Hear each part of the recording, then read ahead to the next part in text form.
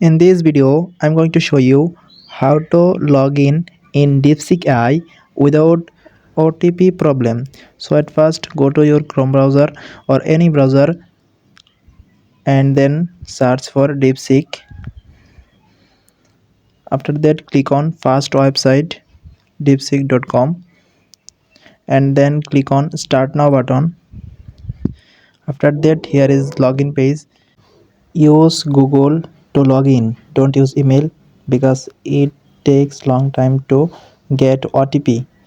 And if you face problem with login with Gmail, then just turn on desktop mode on your Android phone and then simply sign in with Gmail account. And that is how to log in DeepSeek AI without OTP problem.